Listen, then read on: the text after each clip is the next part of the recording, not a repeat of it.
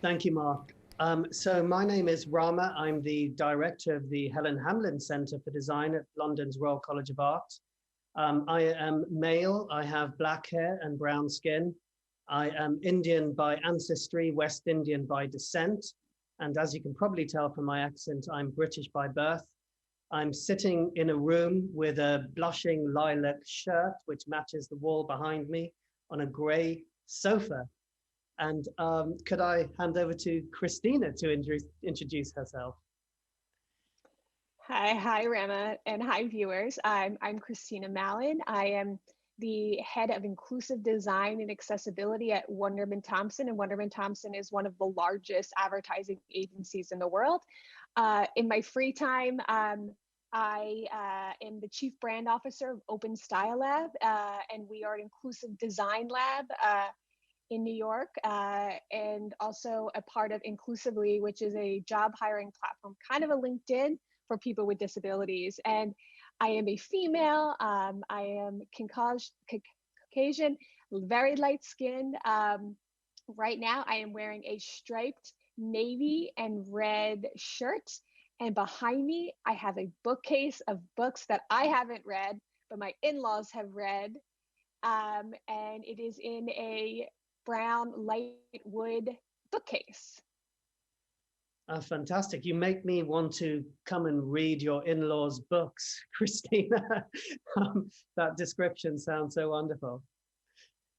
So I wondered if we might kick off with, two words that often don't sit in the same sentence, accessibility and leadership. And why is that? I'd love to Yeah, hear I your mean, thoughts. I wish there was more, and I wish it wasn't, so few and far between when it comes to leadership, especially at, large organizations. Being a person with a disability, and that, becoming disabled so early on in my career, my arms became disabled probably at my first job ever, after graduating university. And I didn't understand why no one was talking about it when we created one out of every six ads in the world. Wow. So basically, Yeah. we create culture. And that was really scary for me. And then I started to notice around and talk to our clients, if they were topics that they were talking about. And I really started to see the most excitement around accessibility at Microsoft. Yeah.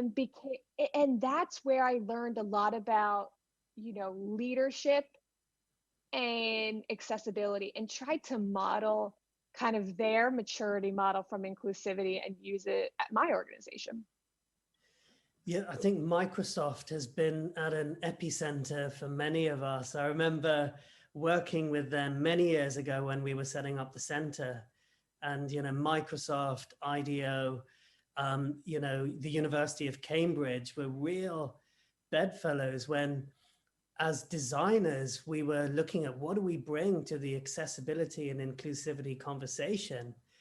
And the founding director of the center, one of the founding directors, a guy called Roger Coleman, described the term inclusive design in 1994.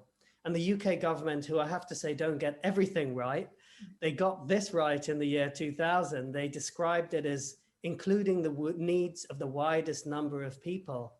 I mean, that sounds like a wonderful thing, but I'm sure you've had this experience that you walk into a boardroom, you walk into a group of people in a corporate setting, and you mention the words inclusive design and accessibility, and people look at you with a blank stare. It looks like you've just landed from another planet.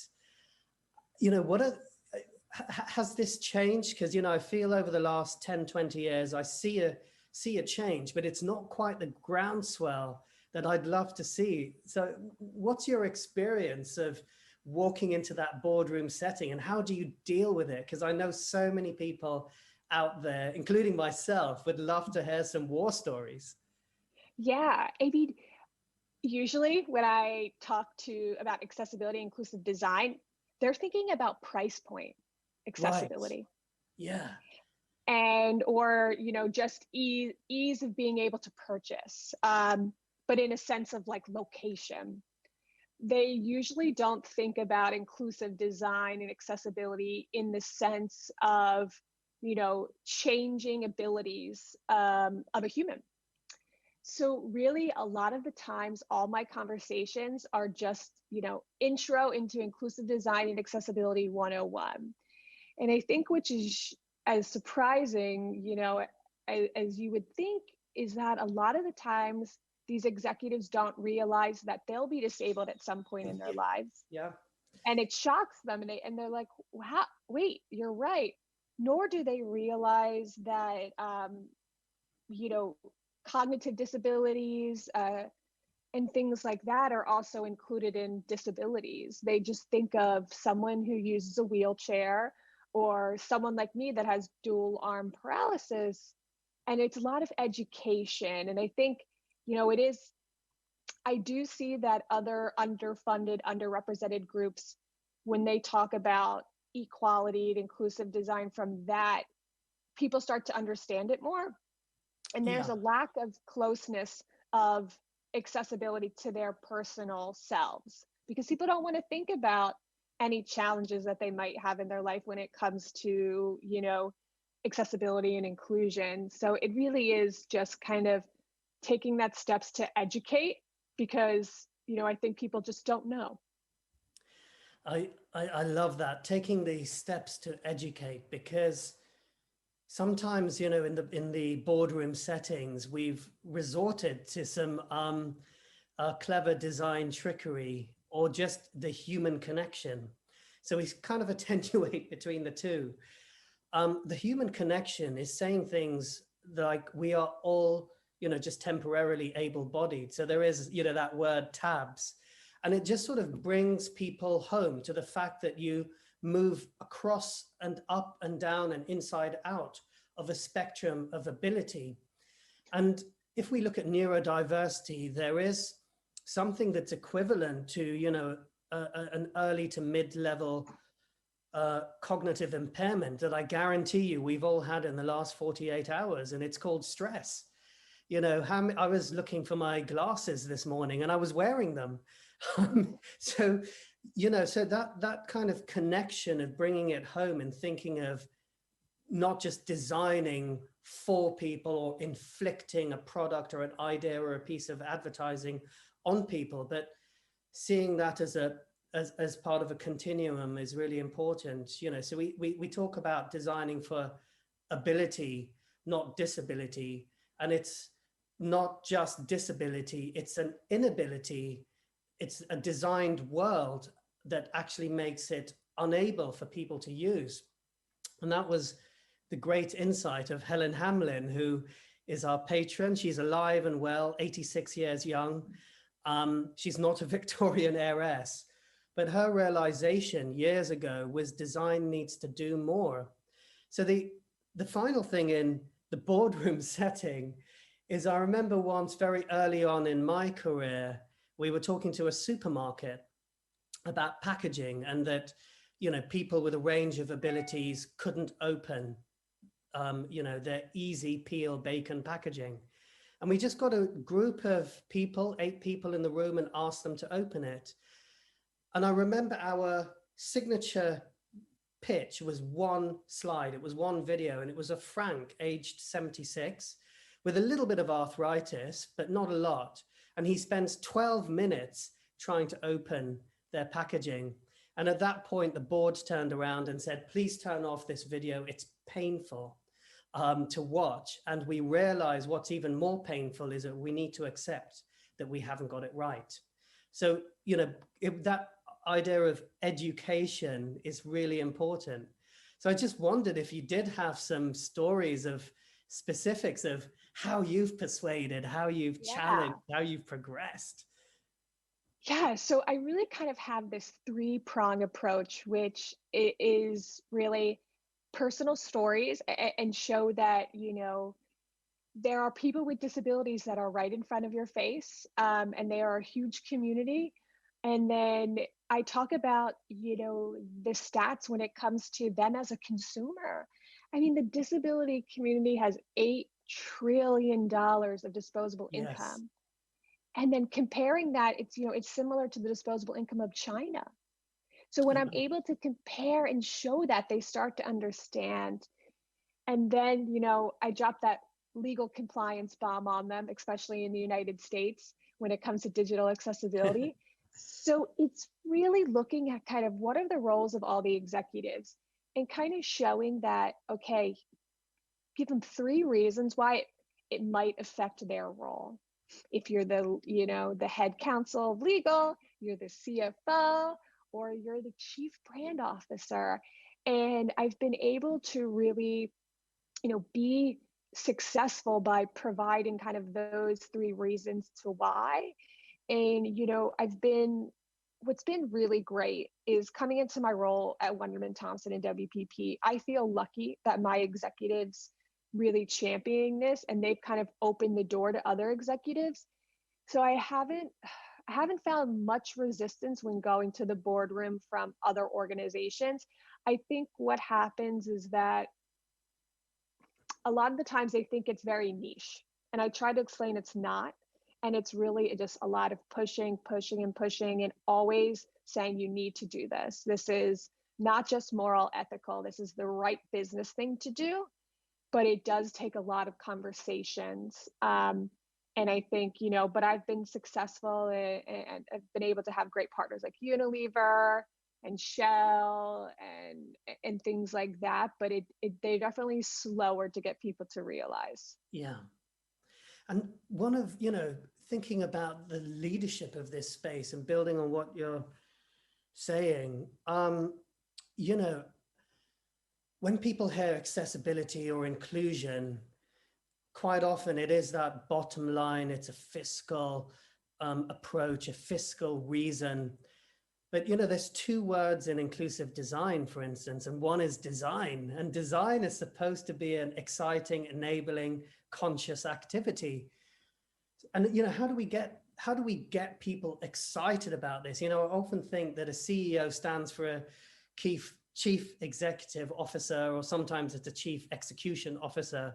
How do we turn people who are leading an organization into a CEO, meaning a chief excitement officer about this? A lot of the times, what I think is so great just being at Wunderman Thompson is we're good storytellers. And I think that great stories around accessibility and inclusive design get them very excited. So I've made sure to arm myself with really great case studies to show kind of the impact that investing in inclusive design and accessibility has on an organization. One example is Tommy Hilfiger. We helped them launch the inclusive design experience within the launch of their adaptive clothing line brand. And adaptive clothing, if I know, Rama, but in case our viewers don't know, is clothing with easier access points. So why are buttons just these plastic buttons? Why can't buttons just be magnets? Why aren't we looking at better Yeah. design? And just telling those stories about these kind of aha moments that people have when they're rethinking why things are designed and challenging that and telling that via storytelling is so important. And I think that's where I've been able to get excitement around from CEOs and CMOs to kind of really pay so that they're bringing in the community to co-collaborate, because that's one thing that I think is so important in design is co-design. And that's not just with people with disabilities. If that's with everyone, if you're trying to design something, it can't just be, your personal beliefs or your personal, preferences. It needs to be with, the impact of and feelings of everybody. That's so true. And the feelings of people themselves is incredibly important.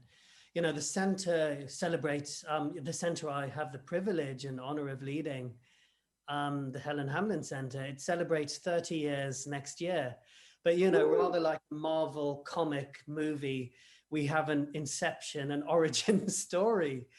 And it really came from, a series of single moments, but one of them was really powerful. It's not my story, so I hope I don't misquote it. But again, Roger Coleman, who founded the center, he said, and we're talking about 30, 40, 30, 35 years ago, he realized one of the seminal moments of changing his attitudes around, disability from kind of, execution of purpose to, an excitement around possibility, was when he had a friend of his who in her 20s, I think she developed MS, and the council was looking at putting her in a home, a care home for older people.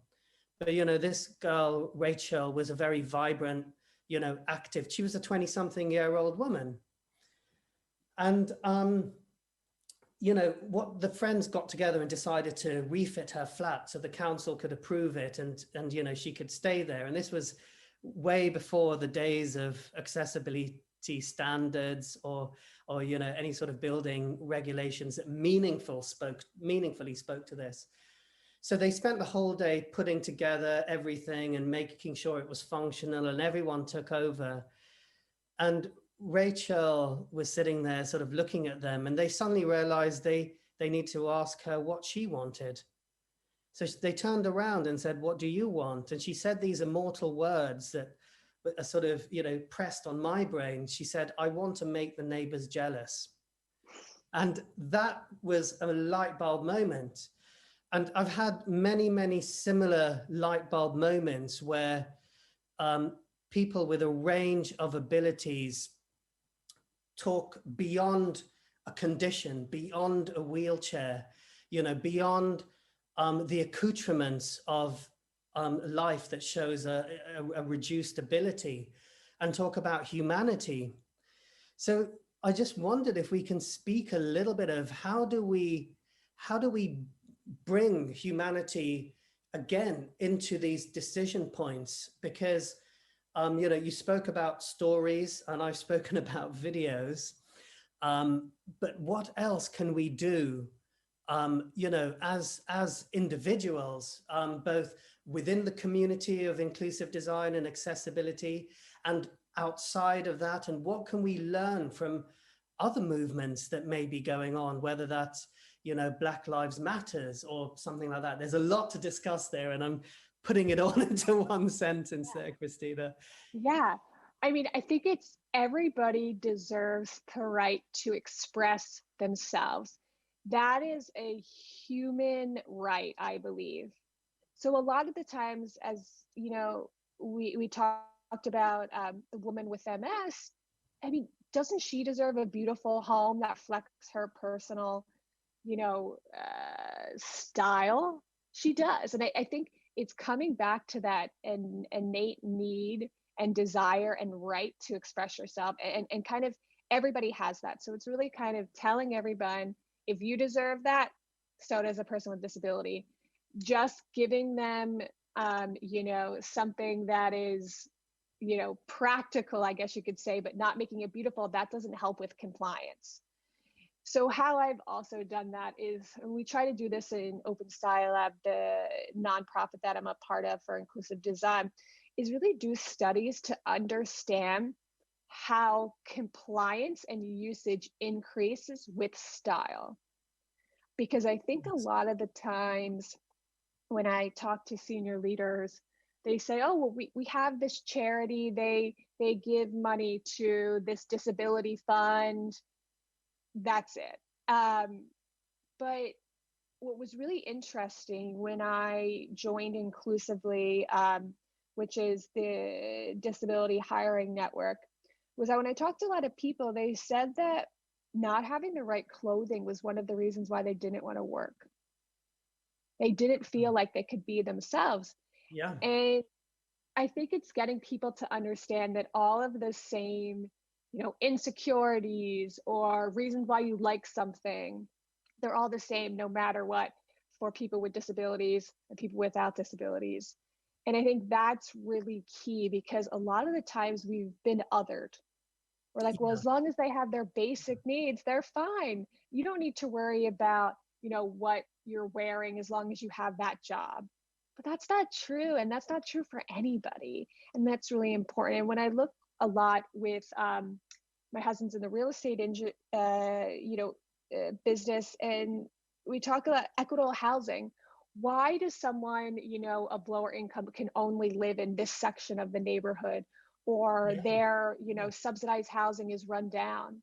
They don't deserve that either. And I think it's just going back to everybody has very similar desires, needs, and wants, and everyone deserves that. And I think, I took that cue off of really seeing how other markets are approaching that, and specifically in real estate, to understand that everybody just wants equity, and really look to make sure that everyone can express themselves with style and have preference and choice, because we have technology now. We're in an economy where we can do that. Yeah. And I think that's really, really important of how I've looked at kind of other industries and other movements to understand, okay, how do we ensure that we have equity in, inclusive design? Because really only in, when I've experienced in the United States, it's just from physical spaces, and then digital spaces are starting to be required to be accessible. But why aren't there design kind of rules and formulas for fashion or for CPG? There is just really no kind of toolkit or rule book that says this is how, we provide equity through design. I think if I had my Harry Potter wand, the one sector that I would love to do a project with immediately is the fashion industry, because I feel, products, services, built environment, to greater or lesser degree, listen to an inclusive approach, or at least there's more pathways and projects and processes. But fashion is that sort of magic. It's the thing I'd love to be Harry Potter with. I even have the glasses. So the just to drop down in the last sort of 5-6 minutes into some specificities around leadership.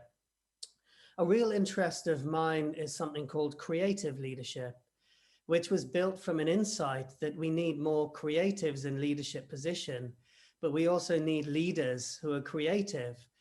And it's homegrown from inclusive design. It's homegrown from the 100+ projects that I've personally led, the 300 projects of the center, working across public and private sector. And the three values of it are empathy, clarity, and creativity. Empathy, I felt I learned as a human being. Creativity as a designer, and the importance of clarity I learned from an ex-girlfriend. And we've all had that relationship where you wonder what's going on.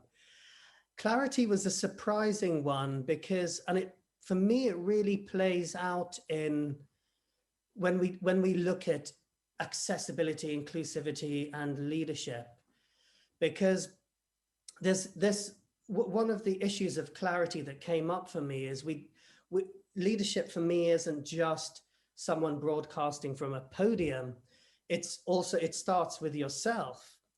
And how can we enable people, just human beings, as you're saying, people with a range of ability? What ties us all together is we're human, and we all live, as far as I know, on this gorgeous little planet of ours. The same sun rises and sets on all of us every day, but that day can be radically different depending on ability. So how can we give a greater clarity of purpose, of understanding that is self-generated? And whilst you're thinking of that, I'll just give a very quick example. One thing that we started using in our rhetoric to designers and design and creatives is to say, people with a range of ability are like extreme users, they're lead users. So it's the lead user principle, get a racing driver to test your car, an athlete to test your shoe. And actually in the everyday life, people with a range of abilities will give you so much information. And, this was something that I first learned when we were redesigning Heathrow Terminal 5 and looking at the wayfinding, instead of the 50 business users that they gave us, we had an 8-year-old girl, a Japanese tourist who didn't speak English, a visually impaired gentleman, and a couple in their 80s who had the multiple minor impairments of aging but couldn't lift their own suitcases. So that for me was a real point of clarity, that actually all of us with a range of abilities can drive innovation, can extend innovation. So I just wondered if you had any other points of clarity from your own experience that you could share. Yeah, so we kind of do the same method at Wunderman Thompson when it comes to CX. What we need to try to push people is that they need to do, as I said before, the co-collaboration with the extreme users. So I would say that that has probably been one of my most successful kind of, I don't know, efforts, is that getting, the people that are in charge of experience to really, really look at, let's use the extreme users. We were working with Walmart to understand kind of how do people experience Walmart going in the store? What are the pain points? And I remember, having my team talk about the organization of the fridges and the freezers there, and how do they get actually food out of it. And they said, well, we're going to do the most extreme case. Let's say if you're a little person, how do you actually get the thing that's on the top of the freezer? Yeah. And I think that was really insightful for the Walmart team, and very helpful for that redesign, to really thinking of what are the extreme cases. Another example from that project was looking at the receipt. Why are receipts, like physical receipts that you get, so long and have so much jargon and writing down on it? It's so confusing. You just want to see, what you were charged for, and that is it. And then really understanding kind of the cognitive load. And I think they really started to see that, understanding it, when I talked to them about, oh, but like, what if you, had severe, cognitive disabilities? How would you be able to return something at Walmart? And I think that led to, some really excitement, redevelopments of the different experience at Walmart.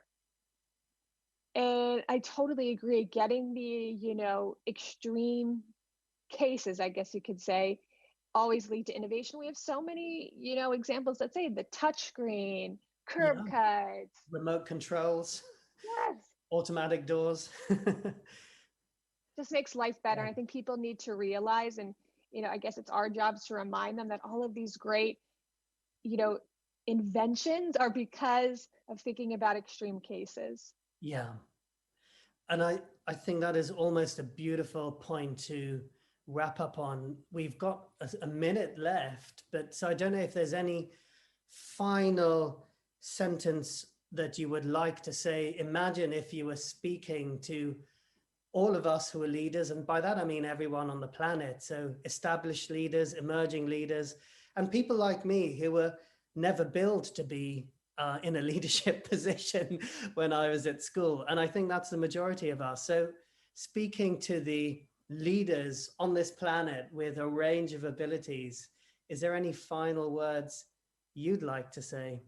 Or shall I I have Yeah, something to say as well. I could go first and give Rama, you you time. you go, because I've done so much talking, and I would love to hear more from you. So I we're so empathic because I feel like I've done most of the talking. So that's why we're in inclusive design. But I would love to pick up on something that you talked about, we're all human. And I'd love to say to all of us, we need to change the language and stop talking about disability in terms of a condition. It's about the person. And we need to stop talking about users and consumers, because users use and consumers consume. We need to start talking about people. So the little phrase I always say is users use, consumers consume, but people live. And that's people of all ages, abilities, needs, genders, races, cultures, and any of the other qualifiers that make us human, that make us diverse and make this planet a potentially wonderful place to be. So I that's love what. that. I need to get that like framed right on my desk. So whenever I'm just like frustrated, I see that and I think of your face and I'm like, okay, life is good. We're gonna get this done. Wonderful. No, thank you so much, Christina. And I won't promise my face, but I will promise that quote. And it's absolutely wonderful to be sharing and hearing thoughts and going on a journey of words with you. Oh, you also, and I'm hoping, we get to actually meet in person Yes. when coronavirus is over. Yes, absolutely. The Zoom screen only does so much justice, but It's not enough energy for me. yeah, no, exactly, exactly. So Amazing. we are drawing a line there, and can we hand back to the studio? Hey, Rama. Hey, Christina. It's Mark here. I wanted to butt in rather than leave you. And that was fantastic. Honestly, it was just so inspiring. I think the storytelling stuff that you're catching hold of there is the core of what we need to do. I'm based on that. I just had one question for each of you. If you're, I'm thinking about taking that tip. Get your stories straight. Where do you sort of send people? What skills do you share with people in your teams around you, the students you work with, Rama? Where do I find how to tell those stories? I think it's something that we all need to learn all the time, and there are lots of places we acquire that skill. But where would you, if I was new in your team, and they said, look, I'm really struggling to tell these stories. I get the idea of what you're doing. Where can I go and learn that, do you think? Wow, it's a great question, Mark. I mean, we have resources online, there's websites and things we can share, like designingwithpeople.rca.ac.uk, innovatingwithpeople.net. But the very simple thing where you start learning is from within. So the first thing we say to people is you are just sharing a conversation, whether you're doing research, whether you are pitching, you're looking for the, 2 points of connection. So one is a connection on the content, make sure that you are actually connecting to do a project or whatever it is, the focus. But the second thing is people will interact and link with people that they like, they appreciate, and that they connect with. So those are really the only two things that we talk about when we pitch inclusive design, or when we try and enact inclusive design. It comes back to human connection. Yeah. But it makes me think, Mark, that this year during lockdown, I've been thinking a lot about this, but there is work to be done on that, on the leadership in inclusivity and all the tools that need to sit around it. Yeah. And Christina, you work in an advertising agency. That's your trade. I'm guessing that gives you a sort of an instinct for how to tell these stories well. What do you think it is particularly? I like what Rama's saying about connecting with people. How do you train up a good storyteller, and particularly in terms of the advertising industry? What's the tips and tricks of the trade that I could learn? Yeah. So, I mean, the one thing is keep it short and simple and sweet and relatable. And I think what I try to do when I am talking to executives and trying to get them and get that buy-in is I show a few videos of stories of associates of mine that have disabilities, and they can just relate to them. And they talk about, the small challenges that they have in everyday life that company can solve. Because I think a lot of the times leadership, they feel like you show them these stories and they have no control over it. So you have to give them these stories, but with practical solutions that they can make as a leader, because they want to be in control. They want to be able to fix it. So I keep them short and sweet and relatable, and at the end provide an action that leader can take to fix that issue, so that they have a sense of ownership. Is very important, because you want that leader to walk out and say, I can actually do that. I have control of that, and I can you know, give back and fix that. And that's how I've been successful in storytelling, is really letting those people tell their own stories. When we shot Tommy Hilfiger, there was no script. When we shot that commercial, we said, just tell us your stories. And then we were able to kind of put them all together into, you know, a 60-second video. So kind of letting them lead, because their personal stories, I think, are the most impactful. Great, thank you. Well, you've mentioned that several times, putting people in the middle of the stories is fantastic. So thank you so much. Today's all about inspiring the people who are already out there trying to do stuff, and you've done that in spades. So thank you, Rama, thank you, Christina. And like you say, Christina, hopefully next time around we'll be sitting together and buzzing off that energy. I mean, I've got so much off of this morning anyway, but I hope to see you again soon. Thank you very much, both of you. Thank you. Thank you. Bye-bye.